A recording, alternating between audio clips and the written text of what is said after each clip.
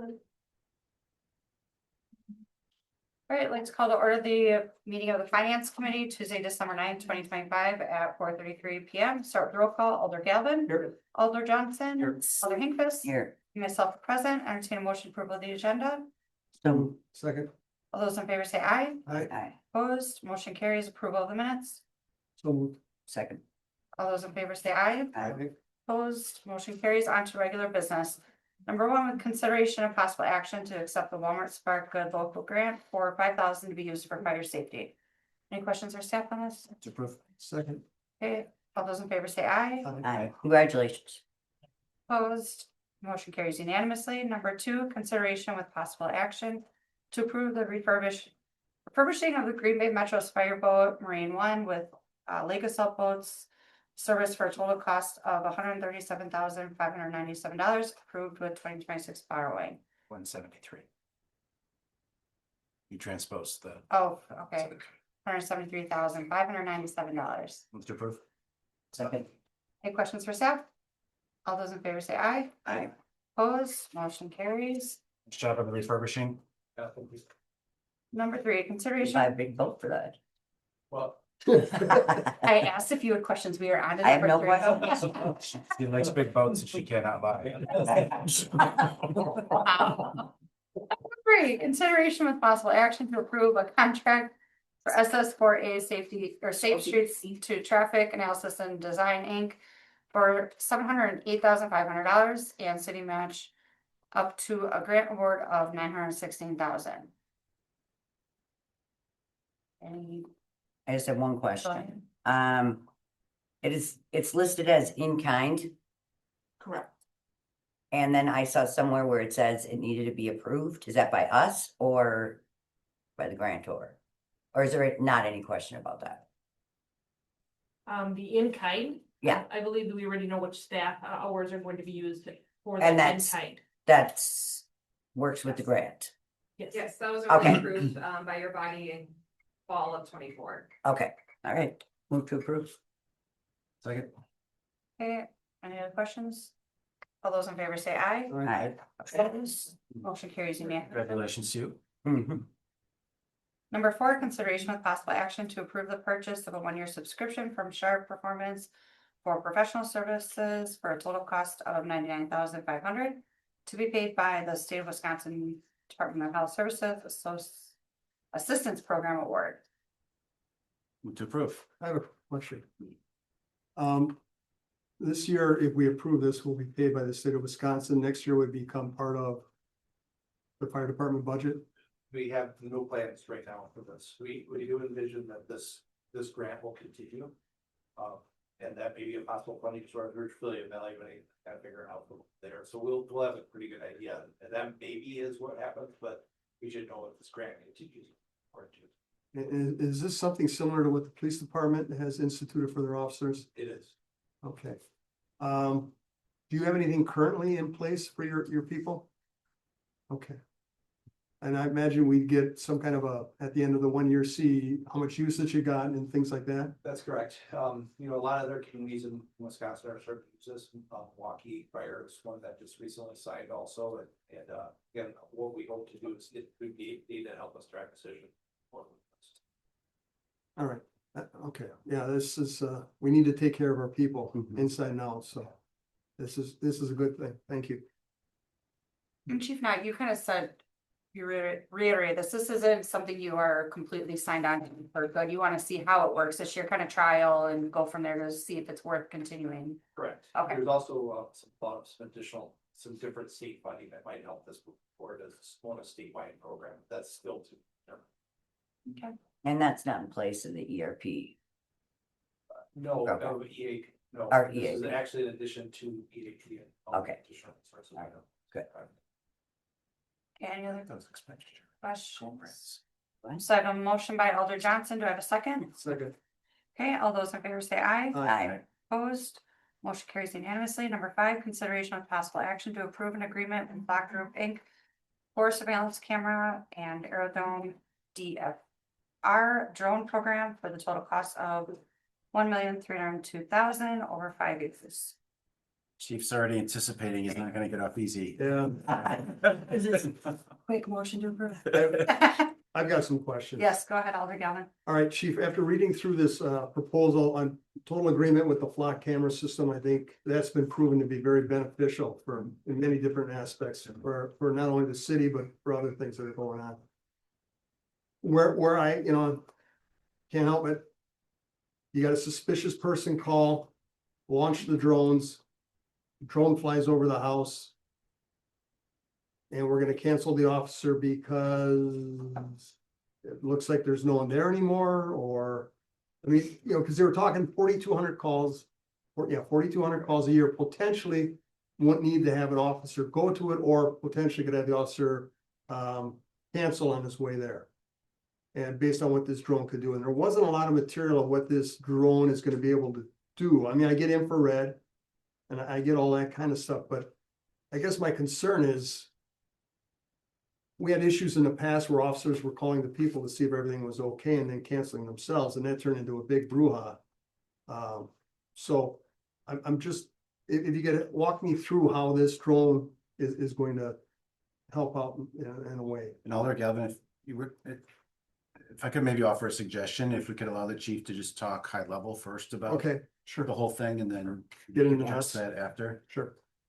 And I think I'll be able to answer your question all at the same time. So the genesis of this idea in the first place, what came from our observation that at least over the last 4 years, we continue to have difficulty. Number one, staffing all the way up to our total authorized sworn strength. And number two, even at our total authorized strength, we're pretty lean for this part of the country, for an agency or for a city this size. And there are a lot of, and we know, for example, that on average between about 9 o'clock in the morning and 7 o'clock at night, our patrol officers really don't have capacity to do anything but respond to calls for service. If we want to make a shift towards a more problem-oriented and community-based and self-initiated police work, we have to recognize efficiencies in the use of our patrol resources. And so we see this as an opportunity to do that. Yes, there are a lot of calls that we get dispatched to where it turns out that either what caller reported ends up being something different than what's really happening, or everyone is gone. And so in calls like that, and you and I have both been on plenty of calls where we got to the scene and there was nothing there for us to do. We are never going to have an outside entity set our call response standards for us. And so we get to decide when we will allow our officers to cancel a response to a call. But what this does is for those cases, and I'll give you a great example that happens all the time that also impacts the fire department. A lot of cell phones these days have a crash sensor in them. And so they get a hard enough bump and they send a signal to 911 that they've been involved in a car accident. Most of the time, what really happened is they dropped their phone and there's nothing there. And so if we can send a drone to get overhead in a few minutes, see there's nothing there, we can cancel all of that response that's coming. That's really what we're talking about, canceling calls. Yes, you and I both know cops who've called, is everything at the domestic disturbance okay? Why, yes, it is. And then we miss something. We're not going to allow people to do that. We never should. Okay. We have to do we have to be responsible about when we decide to cancel police resources for a call. And so this is not intended to enable anything like that. The other efficiency that this gives us is also a lot of times when we get calls, especially for disturbance type calls or something where emotions are getting heated, we get either conflicting, erroneous, or incomplete information. And this will allow us to get anywhere in the coverage area within minutes and get eyes on whatever is happening, which could tell us anything from this isn't as bad as the call that came out, or maybe this is something a little more serious. And if we can get real-time accurate information about what's going on, it then helps us to calibrate our response better. And it's that first couple minutes that you arrive on the scene of something like this where things can go really wrong because we're trying to orient ourselves to what's happening with this, again, often conflicting and continually updating information. And so that's for our side, I'll let the fire service speak for itself about the benefits that they would get out of this. But for our side, I think this is a pretty good opportunity at a pretty reasonable price to take advantage of some efficiencies. And then the last thing I'll say is that, we've looked at other agencies in the country that use these, and what they've been around long enough now that it does seem like this technology is starting to pay off in terms of bringing up police resources. And again, if we've got a couple patrol cars going lights and siren to something at risk of getting in a crash, we can get a drone overhead and see that it's not as bad of a thing as we thought it was, or it's not even there. There's another potential safety implication of this. Yeah, and on our end, we really like the situational awareness that observe and orient and actually understand exactly what's going on within minutes. As a resource that are being dispatched, and we talked about just some specific examples is traffic collisions on the interstates. We have a complex interstate system, a lot of ramps, a lot of off ramps, and a lot of visitors that aren't really familiar with the community, so have difficulty determining exactly where they're at. And ultimately, there's some areas where we send people from both directions to try and pinpoint exactly where they're at. So as we're going en route, this drone would already be on scene and be able to depict exactly where that, delineate exactly where that incident is. We also see it as a great tool for structure fires to get on scene quickly, being able to make sure we're sending the right resources, the most appropriate sources, at the right urgency level too, same exact thing. So, that maybe would have turned out to be a car fire, we were dispatched to, but now all of a sudden it's caught the garage on fire, or we see a bigger problem, or a smaller problem. And able to make sure we're customizing our responses to that specific service. Would the cameras be able to tell you heat sources and where they're at, intensity? It can switch from zoom to a thermal camera too, so help us with that. also. And then for the police department, I mean, I know what you're talking about, but is there gonna be a criteria of what it looks like we're looking at 2 drones. And there can be more than one thing going on at a time, multiple things. Is there a criteria or certain calls that will send it on, or, I'm sure that, like you said, other departments have done this, they probably got systems in place that we can look at. Yes. All right, and then the drone operators, who's gonna be the drone operator? I think this is the most exciting part of it, is that it basically, because the integration through our CAD system, it's a push of a button, and this automatically deploys itself. So it flies autonomously directly to that scene and then would circle that incident scene. Who controls it? To switch it from, That's it. If we look at like option A, that's full control. so who gets the information, the dispatch center or the shift commander? No, what we would do is we would have somebody on the ground who would get that information and then give those updates. What we're anticipating doing in our department is, because we also have a program that is distinct from this, but that uses drones in a patrol car that can be deployed rapidly. Like if we're looking for someone who has run from the police maybe and is out in the block somewhere, the drone as first responder option is not the best for that, because it's got its flight time and then it's got to go all the way back to where it lives and then get recharged, versus one that we can land on the scene and pop a new battery in it and send it back up. So we will use the same people. We will have a new specialty opportunity for some of our police officers to become air support officers, and we'll have to include that in the deployment plan for each shift of who's got that role.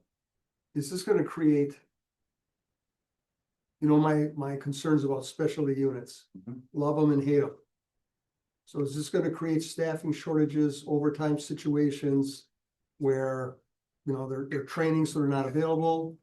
Or there's no specialists on this shift, so we gotta bring someone in on overtime?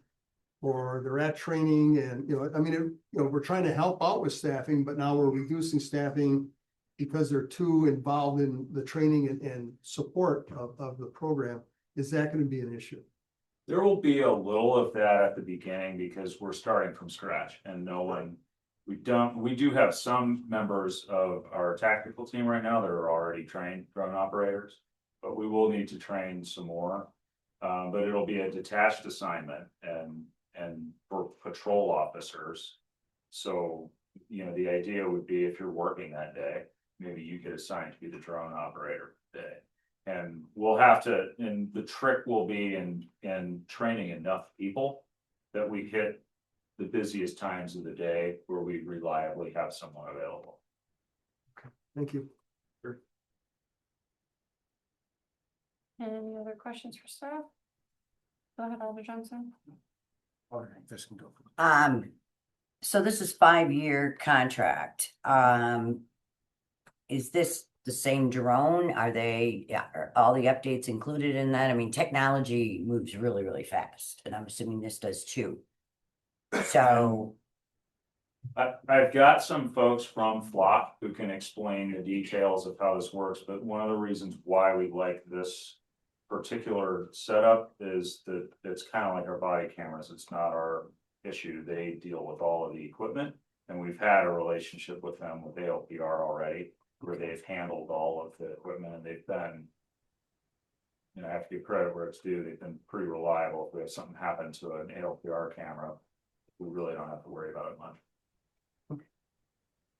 Alder Johnson. Chief, this, excuse me, the camera system that we've had, is that, you know, we're probably not as familiar with some of these phrases and acronyms as you. Is that what the Flock Safety LPR Falcon is? Yeah, and as soon as I said that, I realized I should have spelled the acronym out. It's automated license plate reader cameras, and we currently have 40 of those deployed around the city from Flock. As part of this deal, we're getting a discount for the first 3 years of this contract on those as well. So we did manage to get a pretty good deal from the city. Could you, and how long have we had those deployed?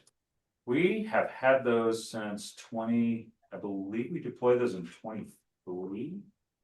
Those, if you remember, that was back after we had a full spate of gun violence, and we were looking originally at gunshot detection technology, and we went back at council's direction and we did an analysis of potential other technology that might be more effective for our situation in our city, and that was how we decided to embark upon the license plate reader program. We started with 20 cameras, and then we upgraded it to 40.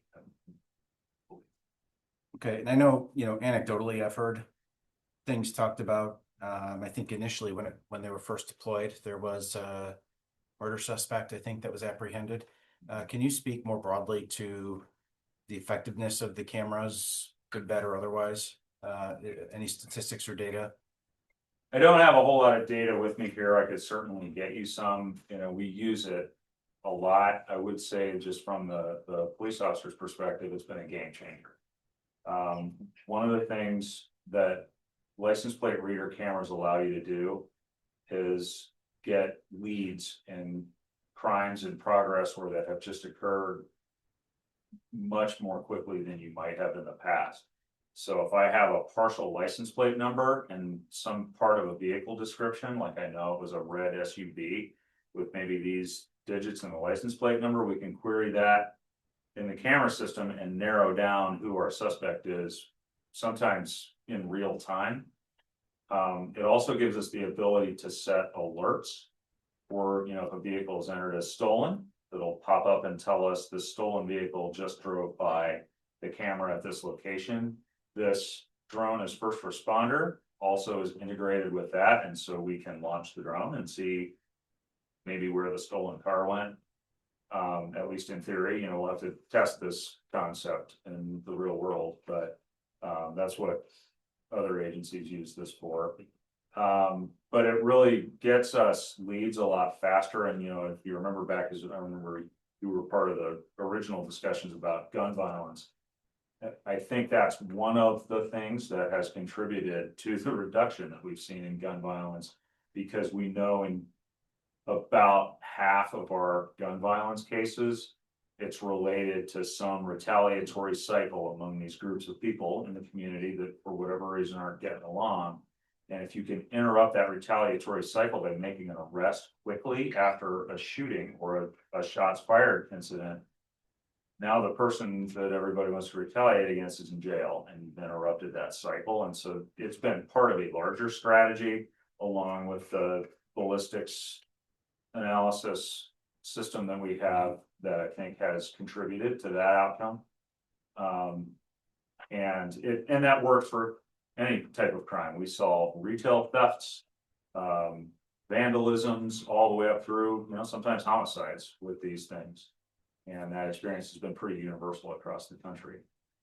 Okay, and then the 5-year agreement, is that the initial term looks like a renewal option at 36 months. I assume that's a minimum agreement to get the discount. That was part of how we got the price we got. Okay, and when you look at response times, understanding your point about how trying to reduce the number of I don't know the right term, false police calls or maybe unnecessary ones. Do you see that resulting in a delay in our response times for legitimate calls if we are waiting for feedback from a drone first? No, because depending on the call type, if it's something that's in progress or, like a fight outside of a bar downtown, not that that would ever happen, but if it did, you would launch the drone and you have officers coming and you can cancel them while they're en route, but you wouldn't want to wait for the drone to get to the potential safety hazard. Okay, so they are being The deployed same. simultaneously. Where you might launch it without sending a ground officer might be check the welfare of the person who is, we get a lot of these kind of calls of just a welfare check on somebody who maybe looks like they've had too much to drink or something like that, and we might be able to get overhead and see, well, we don't actually need to go for whatever reason. But anytime there's a potential hazard to somebody's safety and seconds count, like we're not gonna wait to send people who could potentially help just so we can get it out. Okay. And then one of the things that I think I'm always humored by is, and I appreciate the challenge is calculating return on investment on something like this. And I'm humored by it because, here, of course, there's an ROI of $241,000 projected. And of course, that only exists if you reduce costs elsewhere. And it's not like we're going to reduce our personnel costs. They're still there. It's an opportunity cost discussion perhaps about what other types of things they would be doing, and so, I really look at this through the lens of this is an add-on investment. To me, it's not replacing something that we have in place. Could you just maybe talk through a little bit about not necessarily trying to defend that ROI calculation, but like, what does this do for police or fire departments that makes this a necessary tool when you're because it's not a cheap investment, right? I mean, you're looking at $270,000 a year, is that right? For the first 3 years and The then first 290 the last 2 years of the contract. And I'm sure we're gonna have a discussion yet about the funding around that, but could you just talk a little bit about, again, the opportunity costs and how you see those resources being redeployed for the benefit of our community? Yeah, and like I said, for us, the biggest benefit is in terms of the efficiency we believe this will give us with our patrol resources. For example, one of the requests that I hear a lot in the community is we would like more traffic safety work done in the city. And with our staffing shortages being what they are, we are often short in our traffic safety unit, which already really should be bigger relative to demand for their service. So we rely on patrol officers to do more self-initiated traffic safety work. But if I know that between about 9 in the morning and about 7 o'clock in the afternoon on any given day, we're very unlikely to have anyone available to do anything self-initiated because of call load, then I don't have that option because they don't have time. They have to respond to the calls for service before they can go do self-initiated work a lot of times. And so what this, we hope that this will give us is some efficiency there. And I think that's got some value because it's gonna give us more of something that we want that we currently are not getting. At least we hope, time will tell and we'll have to see if we really get these outcomes. But the other thing that it gives us is a pretty good return on investment in terms of safety of two groups of people. One, the public, because the public safety benefits when we're able to get, and especially in an emergency, when we're able to get eyes on that situation right away and start feeding that information to officers who are responding. You can, and for example, I can't remember what city this was in, but there's an example in this drone as first responder space of officers being dispatched to a call of someone with a gun out in the community. That's a pretty big deal. Drone gets overhead and somehow they're able to figure out like, this is a BB gun and this is not a lethal threat to anybody. Well, now we can ratchet down the response to that situation and, our officers are pretty well trained, they're pretty good at their jobs. But it also helps us, information is the police officer's best friend on the way to that emergency, because then we can calibrate our response to what's really going on. And so I think, are we taking $240 some odd thousand out of the budget? No. As a result of this, no, we're not, but I think we certainly are gaining. And I think it's worth it in terms of the efficiencies and the safety benefits that it gives us. Yeah, that's the part where I agree, and there's always the intangible value that you see from a product like this, and of course, as policing methods and emergency response. The fire department, of course, as technology evolves, we have to stay on top of that. If it reduces call volume, response time, all those key metrics and measurables that drive your department. While I wouldn't make this a condition of approval, one of the things that I would maybe challenge both of you to consider is if you were to create a data dashboard around things that you think are more localized in terms of impact or value. So as an example, we'd like to see a 5% increase in traffic stops because we're going to free up that capacity. It's not necessarily something that we would hold you to, right? That's not the point why I would make that conditional, but I would just want to make sure that if we're going to make, again, a big investment like this is probably the equivalent of 3 officers a year. About two. Well, actually, for the drone, it's first responder program, it's a little over 1 because it's 100. That's 170,000 of it. Right, but this includes the flock camera, right? Flock cameras is part of this, so just making sure that it just doesn't become, I don't know, another something in the toolbox that maybe gets used, maybe not. That we're at least contemplating some measurables or sort of value outcomes that we really want to see from that type of investment. Sure, and for the license plate reader cameras, we do know that we have gotten a significant return on that investment because we're able to get actionable suspect information and huge variety of cases very quickly. But yeah, absolutely. We have to be transparent with the public about the benefit that they're getting for the cost. And so I know you had some thoughts in here, at least about the funding sources. I don't know if this was really intended to be an actual proposal. If you could maybe just speak to that.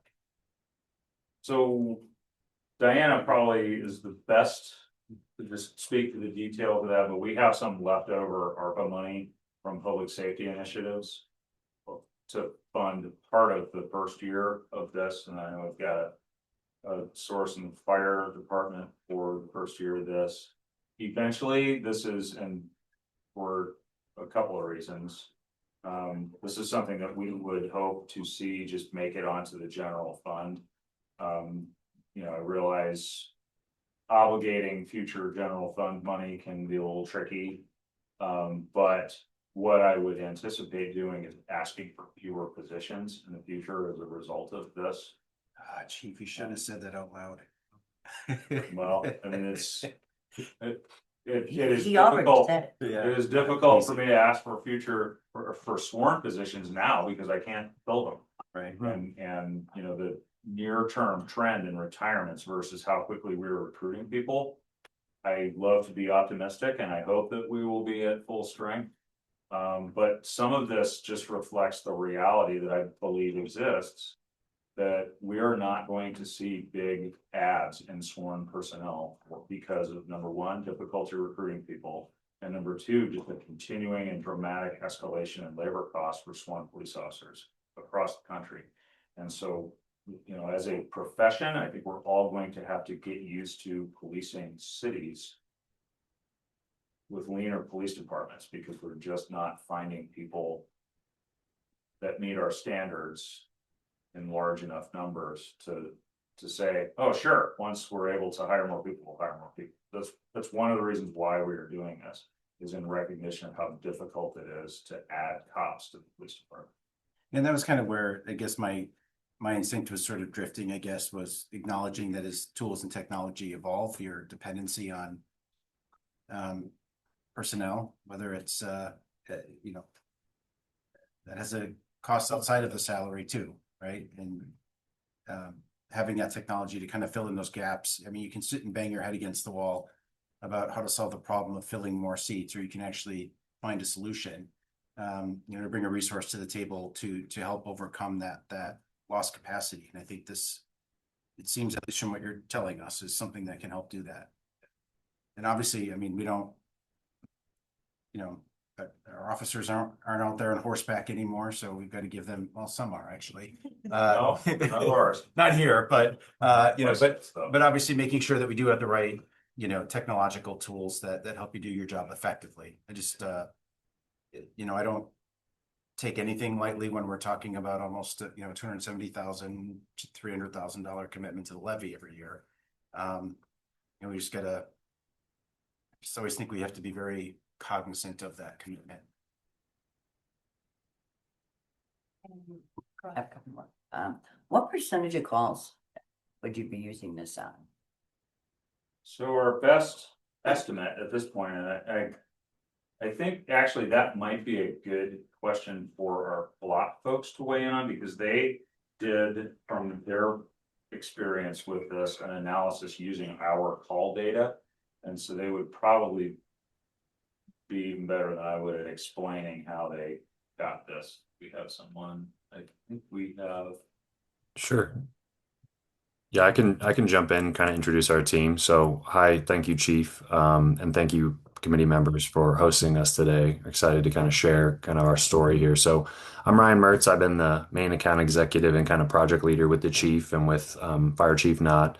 I'd like to quickly introduce a couple subject matter experts on our team on the DFR kind of aviation side. So we have Seth Hutcherson, our Director of Aviation, who's joining us today.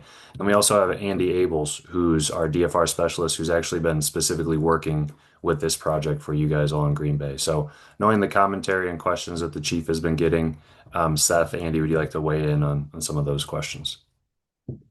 Hey, Andy, I could take it.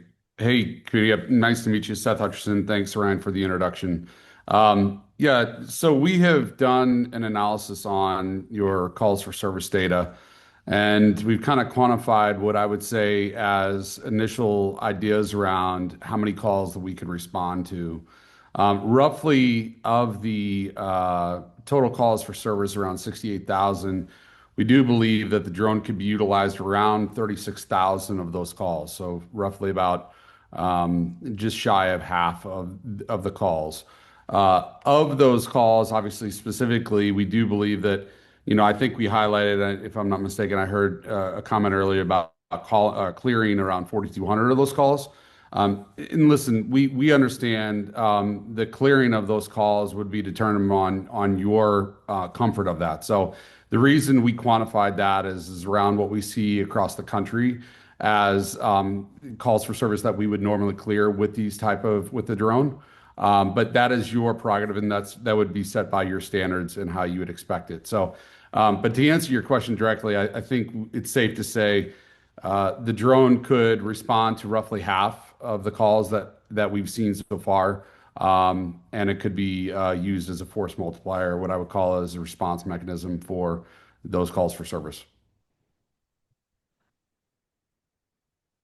Okay, and then I had asked about the technology and upgrades. Yeah. Pricing include all of that, or are we looking at Good question. Everything More is in, investment as time goes on.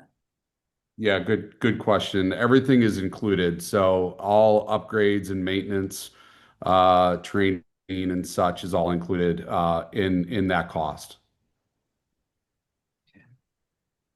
Are these leased pieces of equipment? Essentially, They're really leased equipment. Okay. Yeah, it's a subscription model. Yep.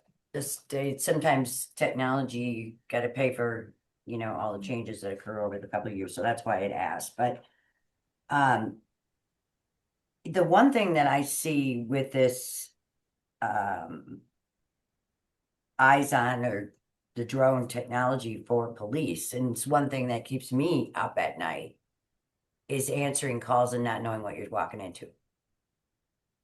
And if you have 38,000 calls that you can have a drone over before you can walk into it and you can see that, I would think that would change a lot for the people that work for you and feeling much better about, the calls are, they'll know a heck of a lot more before they're able to walk into them. So, Too many other questions. Let's get through questions first because all they're. nope, those are the last two that I had. I just want to make sure the technology was included, but that's what I'm going through, what's going through my head. Alderette, you have a question? Yes, can you hear me? Yep. Okay, thank you. Yeah, I was looking at the information and so it says that there's 2 locations, 2 docks, and the range is 3.5 miles radius, 38 square mile coverage area. My question is, where would it be located? And it says 2 locations, but it sounds like there's 1 drone. So I guess I'm just trying to understand that a little bit better. Thank you. Yeah, I can speak to that. So there's 2 drones and 2 locations.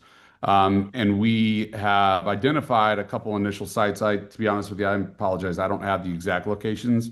We can get back to you on that. But the way that the way that we work with your team is we identify sites that were conducive for this type of operation, safe operations, and ensuring that you have the facilities necessary to support that. And we also, what we do is we work with the team to ensure that it allows the best location to respond quickly. So when we look for your calls of service, we're also focused on the response times of under 3 minutes. In this case, I believe the way that we've mapped it, within those coverage areas that you would get on scene in under 2 minutes is what we've determined. And so that's why we've selected the 2 sites. Now, I apologize, I don't have the exact addresses. I can get you those, but that's how we mapped it. I can add a little. Okay, thank you. We're Oh, looking at Fire Station 2 for the east side of the river, and then we're still trying to nail down a good location on the west side. We have a couple sites that we're looking at. We would want to try to stick with city facilities like fire stations. And, again, and if you look, I believe we sent over for your packet this impact analysis. There's a slide on here that's helpful in understanding how we figured out where to initially put these. If you look at a map of the city and you look at the heat map of calls, the locations that we're considering because of the shape of the city, they're estimating 36,137 total DFR for drone eligible calls in the city in a year. That would put 33,591 of those calls in range of one or both of those drones. So we're trying to, you get out to the far reaches of the city and the call load is just a lot lower out there. And so when you get out to Highland Howie's area, here Humboldt or Northview Road, spending a lot of resources having a drone be able to get there within 3 minutes is going to give you less return on the investment and use of that drone where you need it than keeping it closer to the city center as we have higher call loads closer to the cities. okay, thank you. That makes sense. And I would assume it would be, like you had said, at one of our city buildings, because I guess I'm just trying to understand it more, but somebody there would be the one to press the button or whatever you said to launch it, correct? Not quite. You can press the button pretty much from anywhere in the world, as I understand it. But we'd want to, if at all possible, put it on a city facility, because then it's a piece of property we control. We're paying the electric bill. We don't have to negotiate with, you know, another government entity or a property owner. It's just ours, and it just simplifies everything for us. But one of the nice things about this system is you can, you know, during one of the demos for this, we watched them launch one of these drones that I believe was in Atlanta. And the person who launched it was on a laptop in Florida, hundreds of miles away. Well, okay, thank you. Any other questions? Okay, I'll entertain a motion. Motion to approve. Second. Any other questions or discussion? All right, all those in favor say aye. Aye. Opposed, motion carries unanimously. Can the infrared technology be used for deer hunting? Oh, wow, such a. Not according to the DNR. Thank you. All right, thank you, guys. Thank you. Okay, number 6, consideration with possible action on an agreement between the City of Green Bay and One Energy Development LLC for land lease and solar easement on parcel 22-SC-513. We do have the developers on, they can go through the project. Sure.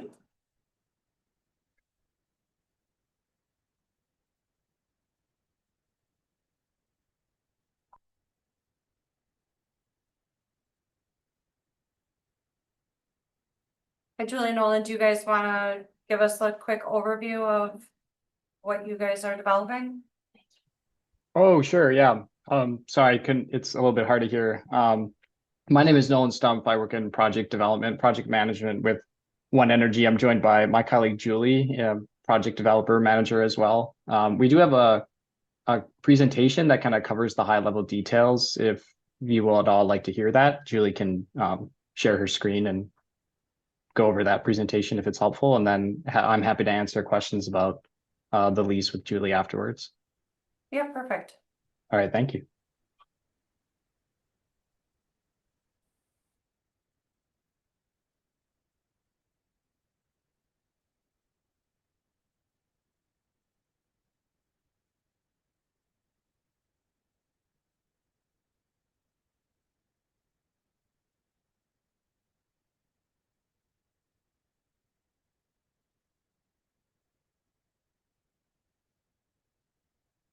Should also have the presentation packet too, if they can't get it to work.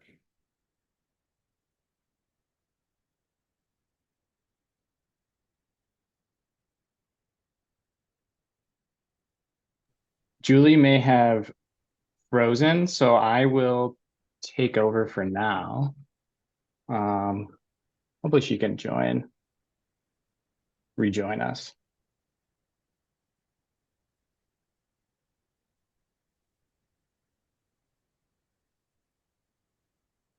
Yes, we see your screen. Okay, great. So once again, yeah, we're One Energy Renewables. We're an employee-owned independent developer of community scale solar projects. We call them distributed generation energy projects. Our Midwest team, including Julie and I, were both born and raised in Wisconsin.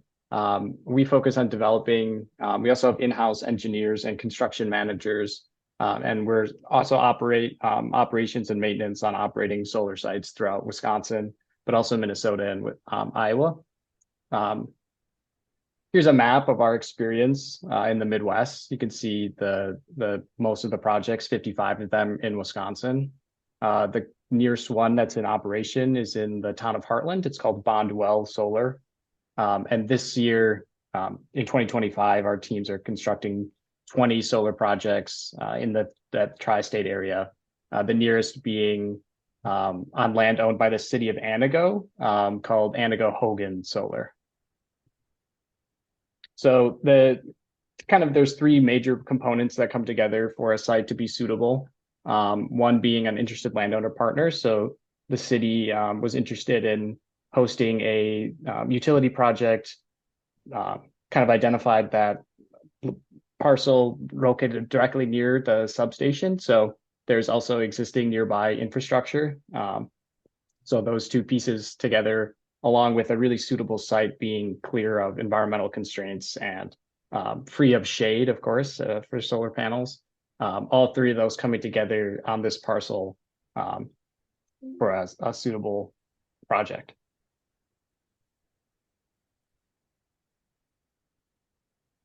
Julie, are you back and you want to take over? Nope, you're still muted.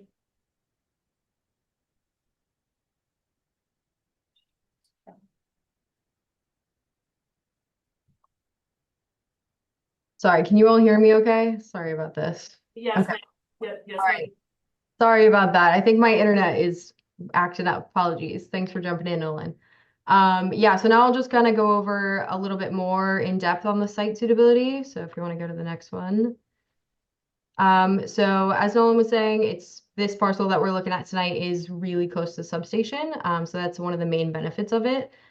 Distance has a lot of loss for electricity, which increases the cost of it. So being right next door, it's really great. If you want to go to the next one. So this is a little bit more zoomed out. So the red area is what we would be proposing for the panel area, which would then also have access to the site really close to the substation, access to the local infrastructure as well. And as Nolan was saying, we're also looking for something that's really sunny, doesn't have a lot of shade, as well as really flat. So this is showing the topography. This is the slope shade layer on the LiDAR. So you can see it's all pretty monochromatic, one color, which indicates that there's not big variations in the topography, which is really great. So yeah, so now I'll go through the project components, so the actual equipment that we plan to use. So here's an image of pretty much the panel area, kind of going down the rows. So this photo is actually the back side of the panels. So we're proposing using bifacial panels, so it can absorb sunlight energy from the top and the bottom. The panels themselves are made of silica wafers. That's what each of the cells are, strung together with silver wiring, encased in a tempered sheet of glass, and then in an aluminum frame. And at their max tilt height, they're 8 to 10 feet tall. The panels then sit upon the single axis tracker, which is just the pivot point in which the panels rotate to follow the sun. So starts 50 degrees to the east, ends up 50 degrees to the west in the evening. Yeah, and then all that sits upon the steel I-beams, which are just I-beams directly driven into the ground. And depending on topography, stick out about 5 feet, driven into the ground 8 to 12 feet. And again, at its max tilt height, the whole system is 8 to 10 feet tall.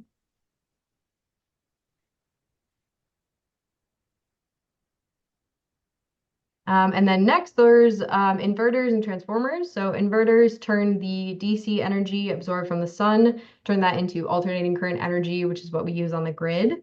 For the project, will be about 24 of them on site. And they'll all be pretty located towards the heart of the project, surrounded by the maximum amount of panels. They're also on the driven I-beams, similar to the panels. Yeah, and then after that, there's transformers, and transformers step up the voltage in order to match whatever is currently on the grid. That'll be mounted on a steel skid. And then after that, the whole project will have a fence around it per National Electric Code.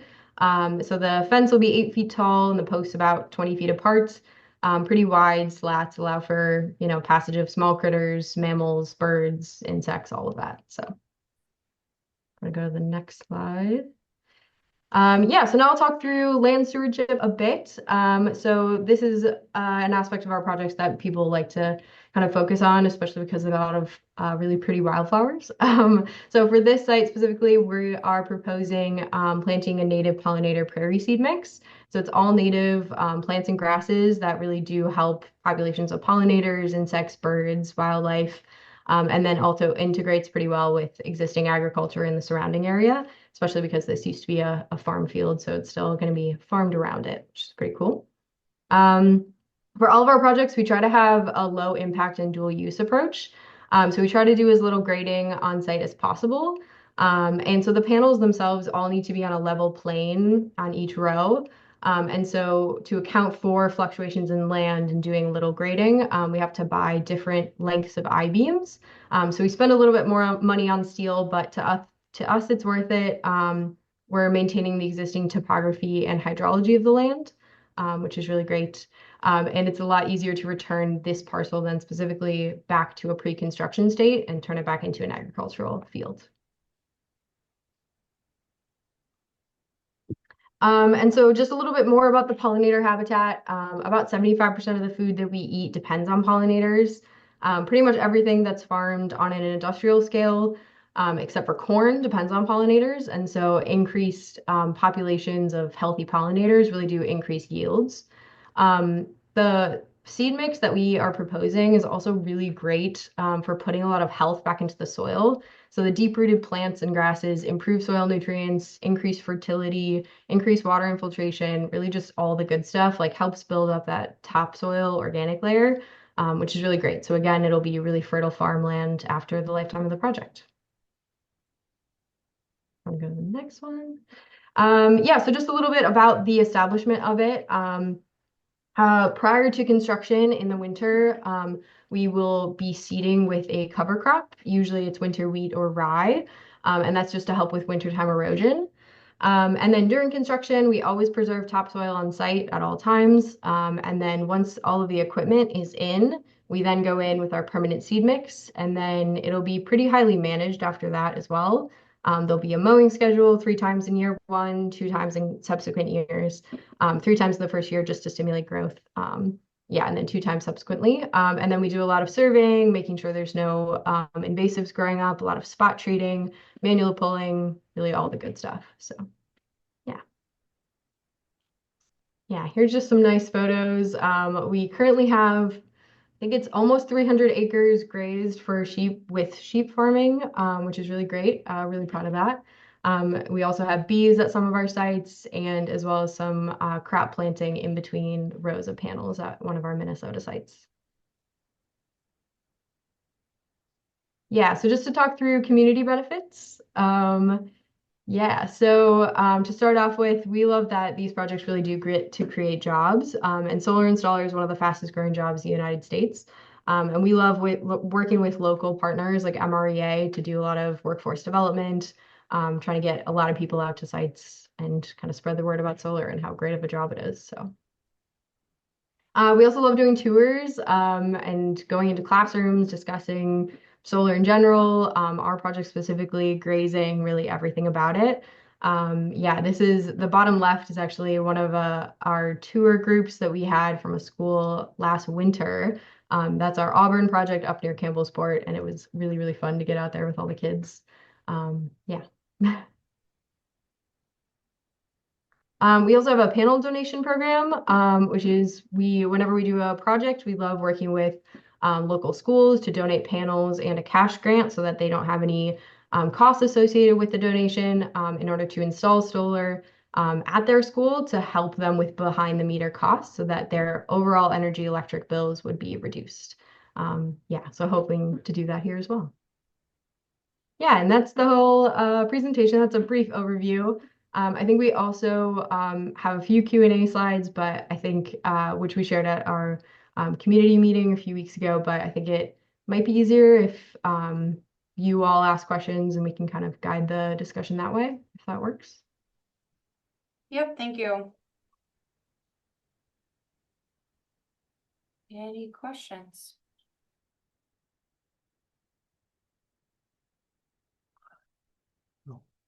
Speaker.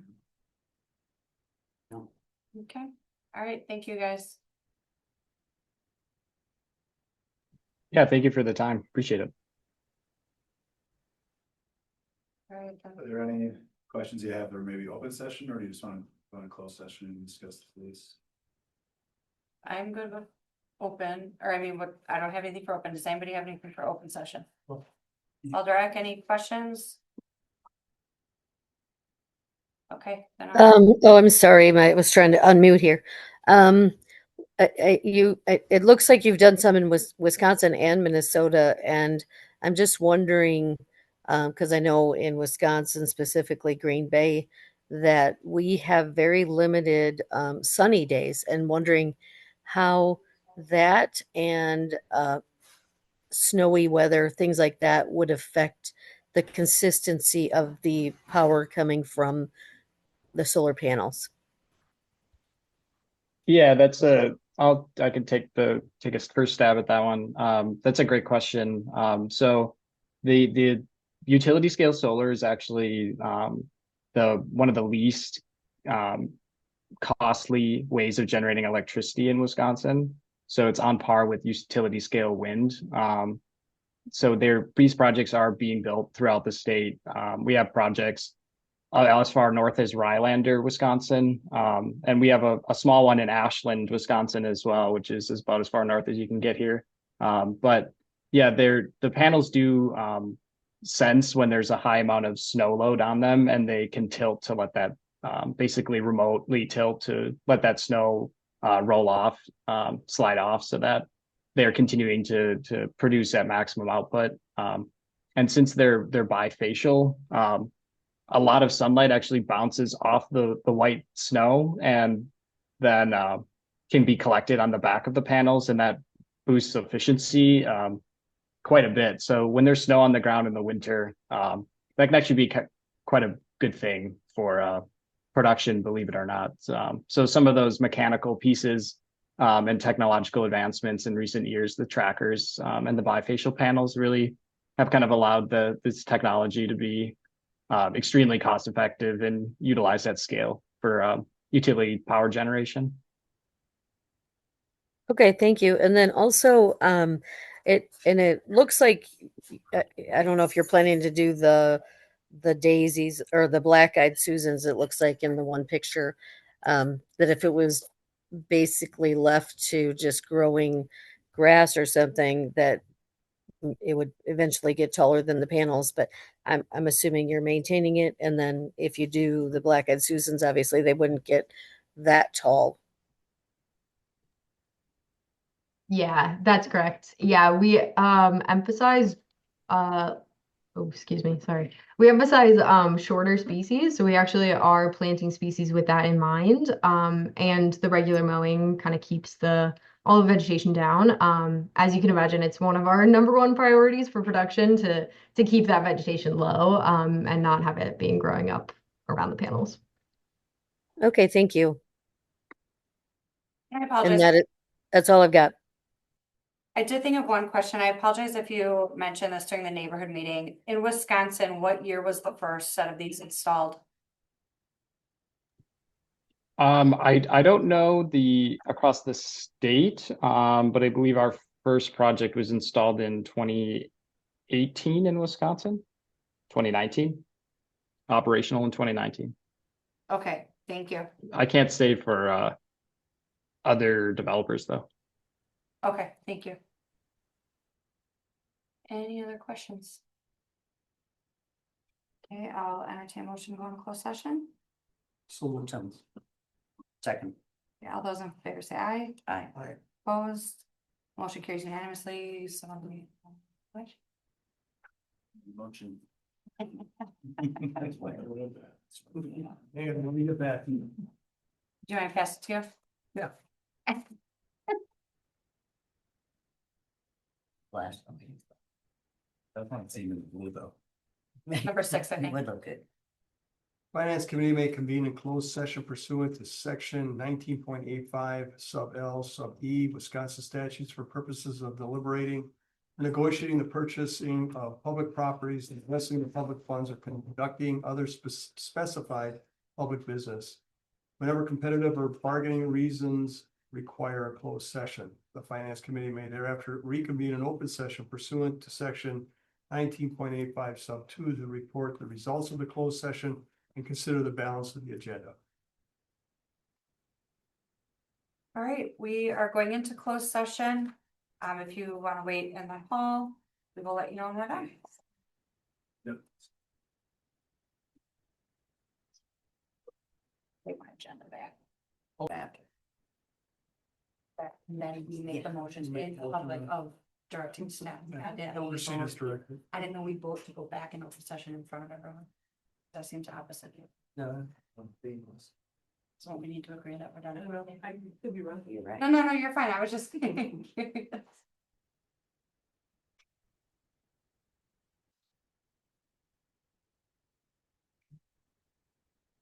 Yeah, entertain a motion to go back in open session. So moved. Second. All those in favor say aye. Aye. Opposed, we are in open session. Entertain a motion. Motion for staff to proceed as directed. Second. Any questions or discussion? All those in favor say aye. Aye. Opposed, motion carries. Number 7, consideration of possible action on inspection invoice appeal by Tia Robinson. Is that the young lady that was here before? No, No. There's a student from the community. Oh, Was there anyone in the online? No. There was a lot of people. at this point, I think it, Which let staff them. receive and place on file. do you want any additional backup or, Let's just information on this? Receive and place on file. I don't see any reason to take staff's time. They're not here to defend themselves. I mean. Unless you're advocating that we. Nope, so I see no need Yeah. to take more time doing this.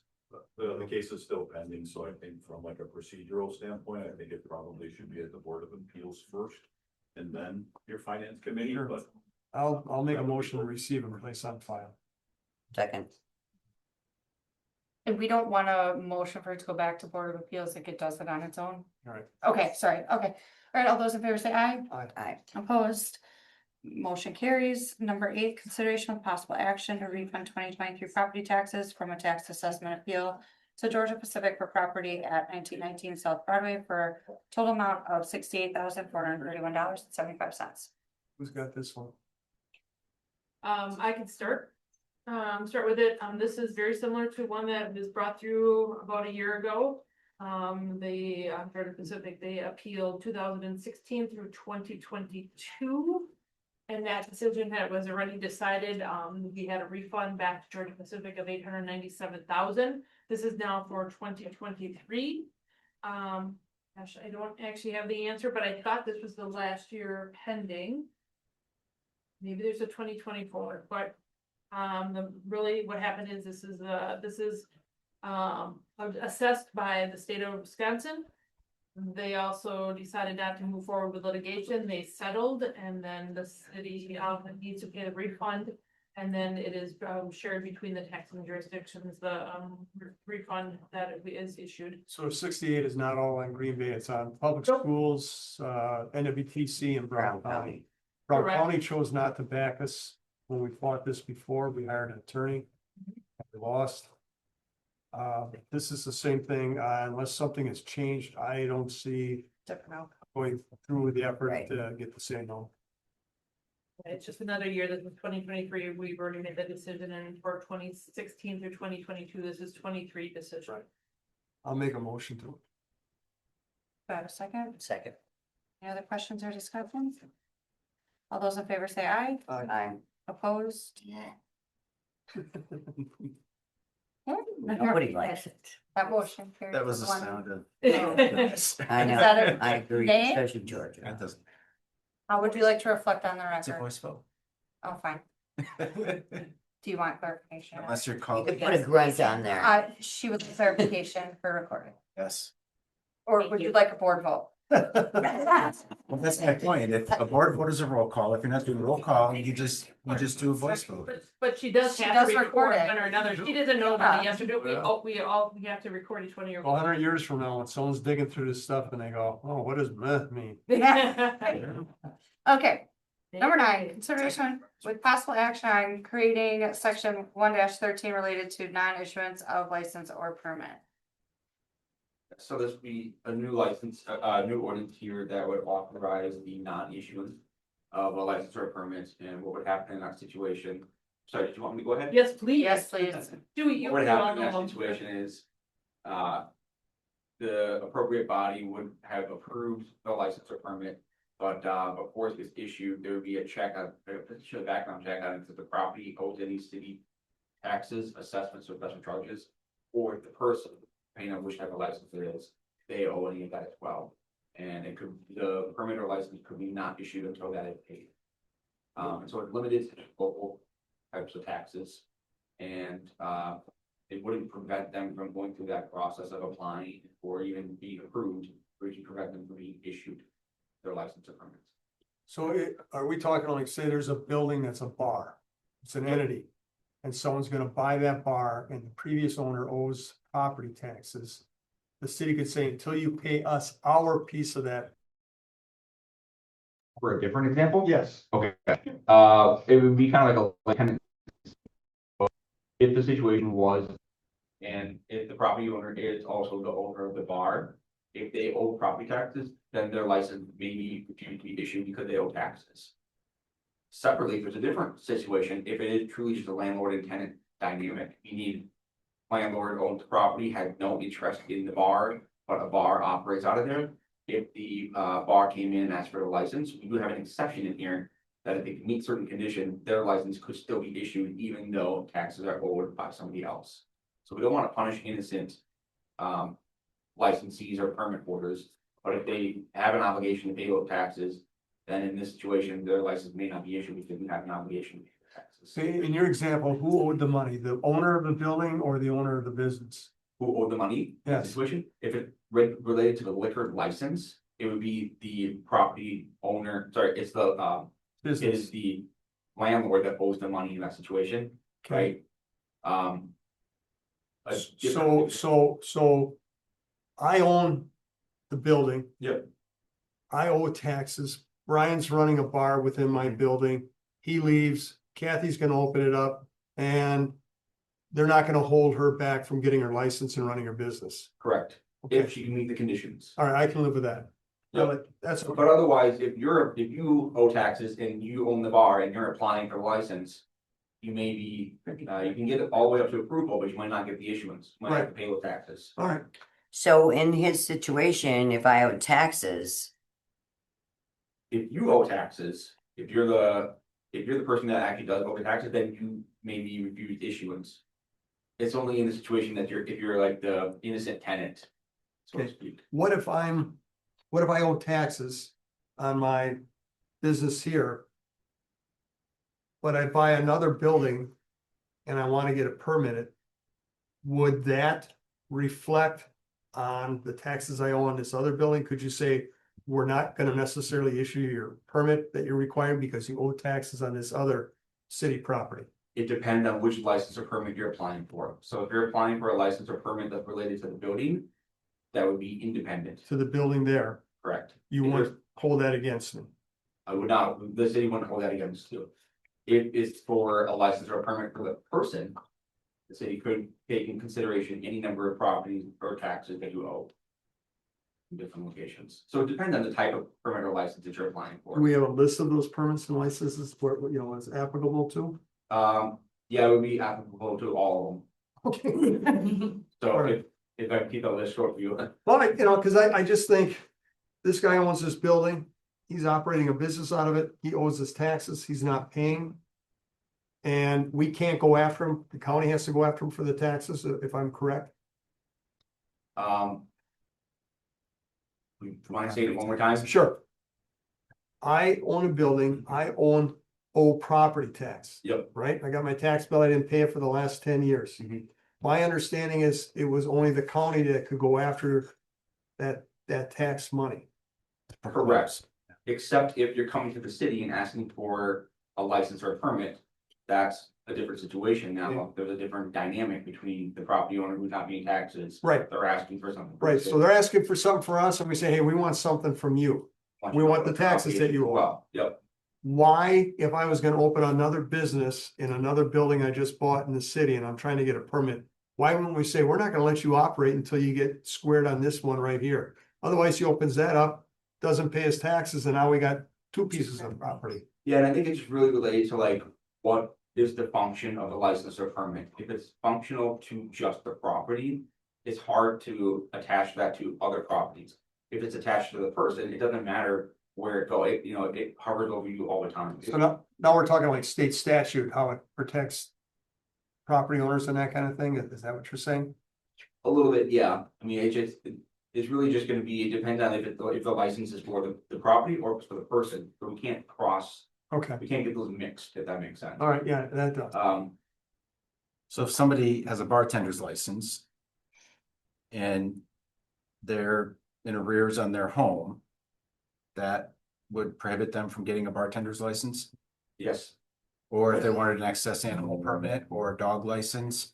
correct. Or a cat license or a brush cutter license or a tree trimming license, right? Or even These permits things. to install. I just wanna clarify just one point. There are only 3 exemptions to that. A license if someone owes property taxes. That's a state statute exemption. But It's limited to dog licenses, fishing, and marriage. So Sure. say you only. Oh, so you let the guy get married, okay. No, but there's exception, yeah. The city is only interested in the dog licenses from that perspective, but a very small, minute detail, but just to point out that it wouldn't apply to dog Okay, licenses. so like a guy who wants to get a contractor permit to do work in the city. Mhm. All right. I have a grocery store. So they have back sales tax. Can they still sell me zebra cakes? I appreciate all these, You can be I've been happy. Yeah. Oh, okay, okay, and do we have an idea, is this because there's a lot of properties that owe us property taxes? I mean, I know it's been an issue in the past because we can't collect, but unless the county does, and the county is not motivated to do it for some reason. Yeah, I mean, I don't actually know the number, but it would be beneficial for, if someone does owe a large sum, that's one of the ways that the city could get that back, their portion. Right. I don't know how often it would be used. I'm not sure. Right, The, I mean, my experience has been when we have abandoned property, sure, and it's usually industrial. There was one on Broadway, there was one on Belt Avenue where they just walked away and it came back to an LLC in New York, and no one even knows if anyone was alive on the LLC anymore. sure. But we couldn't go after them, it had to be the county, but then we had to pick up the tab to raise part of the building. And all this other stuff, which irritated the heck out of me at the time, and I just thought it wasn't right. Yeah, and to be clear here, I don't think this ordinance would address that situation, right? It's only when the property owner or the person Right. wants to come in and apply for Right, something. So exactly, I don't want you to be misled about what this would yeah, address. I get it. Yeah. But it's a tool. It's, yeah, absolutely a tool. I mean, there are a lot of licenses and permits that get issued, in a given year, so. All right, move approval. Okay. Are there any other municipalities in Green or Wisconsin that are doing this? Yes, most of them are all doing it. So we're kind of getting You know, stayed with everybody else. And what precipitated this? I think. Or has this just been on the agenda to do when we're finally getting it done, or? I think it's recognizing that this is a tool that the city could benefit from utilizing. And that's why it's in front of the finance committee, because it does have that tax component. So I think that's what precipitated it. Right. And it makes sure we're consistent with all too. Right, right. Okay. Motion to approve. Second. Any other questions or discussion? All those in favor say aye. Aye. Opposed, motion carries unanimously. Go get them. Can you please quote that? We have coordinating effort with all the other departments, Yeah. but I hear ya. Alder Gallon, the question. So ready. Thank you. Okay, number 10, consideration of possible action to approve the Associated Trust Company and a corporate resolution. Authorization to enter into an institutional custody or custody agreement on behalf of the city of Green Bay. Just a second. Second. Any questions or discussion? All those in favor say aye. Aye. Opposed, motion carries unanimously. Number 11, consideration of possible action regarding 2025 budget amendment resolution for unbudgeted overtime special events. Sure. Yeah. Second. Any questions or discussion? All those in favor say aye. Aye. Opposed, motion carries unanimously. Number 12, consideration of possible action on approval of the claims committee report. Second. Any questions or discussion on this one? Who woke up? All right, all those in favor say aye. Aye. Opposed, motion carries. Informational 2025 contingency account 25,000. Next meeting is January 13th, 2026. Motion to adjourn. Move. There a second? Second. All those in favor say aye. Aye. Opposed, we are adjourned. You're off.